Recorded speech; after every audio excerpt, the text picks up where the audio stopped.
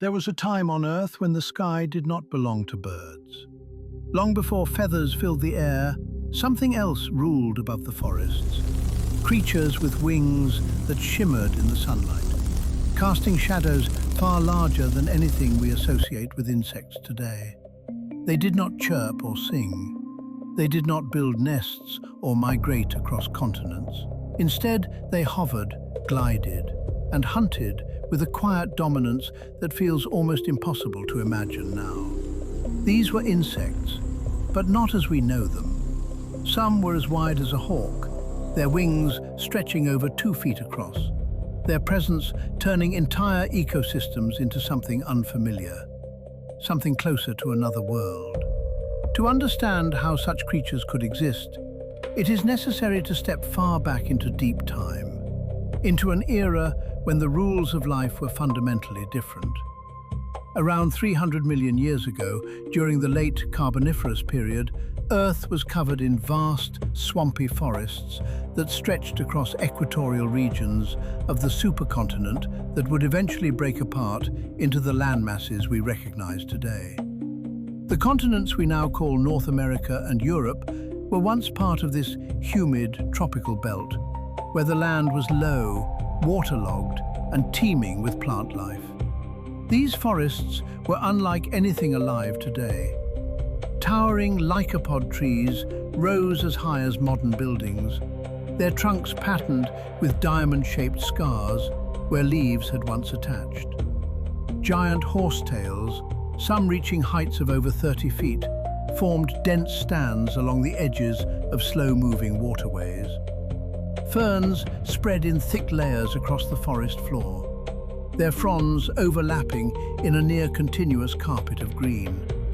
The air was warm, heavy with moisture, and saturated with oxygen at levels far above what modern life experiences. This difference in oxygen is not just a background detail. It is central to understanding the scale of life at the time. Insects breathe in a fundamentally different way than vertebrates. They do not have lungs. Instead, they rely on a system of tiny tubes called tracheae, which branch throughout their bodies, delivering oxygen directly to tissues. This system works well for small organisms, but it imposes a physical limitation. Oxygen must diffuse passively through these tubes, and as body size increases, that diffusion becomes less efficient. In today's atmosphere, this limits how large insects can grow. But in the Carboniferous, oxygen concentrations reached levels estimated between 30 and 35%. With more oxygen available, diffusion became far more efficient, allowing it to penetrate deeper into tissues. In effect, the environmental constraint on size was loosened.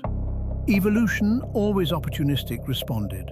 One of the most iconic examples of this is Meganeura, a giant griffin fly, often compared to modern dragonflies.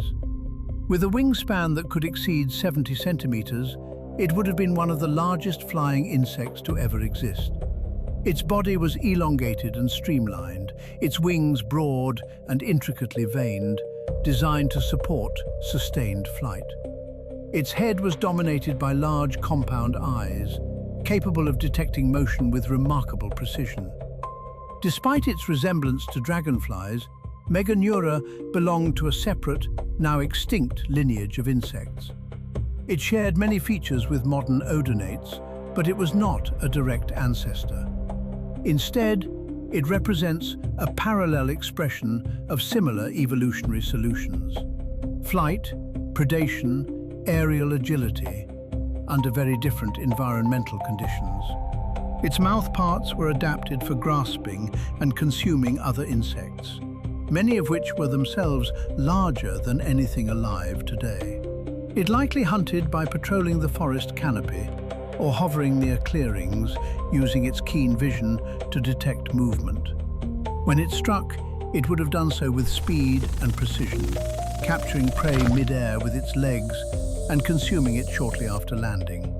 The skies it occupied were not crowded with birds or bats. Vertebrate flight had not yet evolved. This left a vast ecological space open, and insects filled it completely.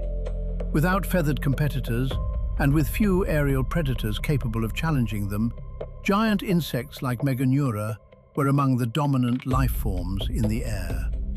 But the story does not end with a single species. The Carboniferous world supported an entire ecosystem of oversized arthropods. On land, Arthropods crawled across the forest floor. This massive millipede-like creature could exceed 2 meters in length, its segmented body armored with overlapping plates. It likely fed on decaying plant matter, playing a role in breaking down the enormous quantities of vegetation produced by the forests. Other insects, though less well known, occupied a range of ecological roles. Some were herbivores, feeding on spores or primitive plant tissues. Others were scavengers or detritivores, contributing to the recycling of organic material. Still others were predators, competing with species like Meganeura for smaller prey. The forests themselves were not passive backdrops. They were active drivers of this ecosystem. Through photosynthesis, they released vast amounts of oxygen into the atmosphere. Their dense canopies created layers of habitat, from the dark, humid forest floor to the brighter, more open spaces above. Fallen logs and stagnant pools provided breeding grounds and shelter, while the constant growth and decay of plant matter sustained complex food webs. It is important to note that flowering plants had not yet evolved. The dominant vegetation reproduced through spores rather than seeds. This meant that insect-plant interactions were different from those seen today. There were no pollinators in the modern sense. Instead, insects interacted with plants in ways that are still being studied, including feeding on spores or living tissues. As time progressed into the Permian period, the world began to change in ways that would alter these ecosystems dramatically. The continents continued to shift, eventually forming the supercontinent Pangaea. This massive landmass changed global climate patterns. Interior regions became drier, and the extensive wetlands of the Carboniferous began to shrink. With these changes came a decline in atmospheric oxygen levels. As the vast swamp forests receded, so too did the primary source of excess oxygen. Levels began to drop closer to what we experience today. This had immediate consequences for organisms that depended on high oxygen availability. For large insects, the impact was significant. As oxygen levels fell, the efficiency of their tracheal systems decreased. Larger bodies became more difficult to sustain. Over generations, natural selection favored smaller individuals, better adapted to the new conditions. The giants did not disappear overnight, but their dominance began to fade. At the same time, new forms of life were emerging. Early reptiles were diversifying, and some of these lineages would eventually lead to animals capable of flight. Although true flying vertebrates would not appear until later, the groundwork was being laid for new ecological competitors. The balance of power in the air and on land was beginning to shift. The most dramatic change, however, came at the end of the Permian period, around 252 million years ago. This event, known as the Permian-Triassic extinction, was the most severe mass extinction in Earth's history. A significant percentage of marine and terrestrial species vanished in a relatively short span of geological time. The causes of this event are still being investigated, but evidence strongly suggests that massive volcanic eruptions in what is now Siberia played a major role. These eruptions released enormous quantities of greenhouse gases and aerosols into the atmosphere, triggering rapid climate change. Global temperatures rose, oceans became acidic and depleted of oxygen, and ecosystems collapsed. For the already declining giant insects, this event marked the end of an era. While insects as a group survived and continued to evolve, the conditions that had once allowed for extreme size were gone. The combination of lower oxygen levels, altered climates, and new ecological pressures ensured that such giants would not return.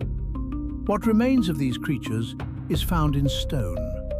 Fossils preserve their outlines, their wings, and sometimes even fine details of their anatomy. In shale deposits, the impressions of wings reveal delicate vein patterns that have survived for hundreds of millions of years. These patterns are not just visually striking, they are scientifically valuable, allowing researchers to classify species and understand their relationships. Amber, fossilized tree resin, has preserved smaller insects in extraordinary detail. Although giant insects are rarely found in amber due to their size, these smaller specimens provide insight into the diversity of ancient insect life. They capture moments frozen in time, preserving structures down to microscopic scales. Through these fossils, scientists continue to piece together the story of insect evolution. There are still questions. The exact relationship between oxygen levels and insect size is an area of ongoing research. Some scientists suggest that other factors, such as predation or developmental constraints, may also have played important roles. Today, insects are still among the most successful groups of organisms on Earth. They occupy nearly every environment, from deep forests to urban landscapes. Dragonflies, the distant relatives of ancient griffin flies, still patrol the air above ponds and wetlands.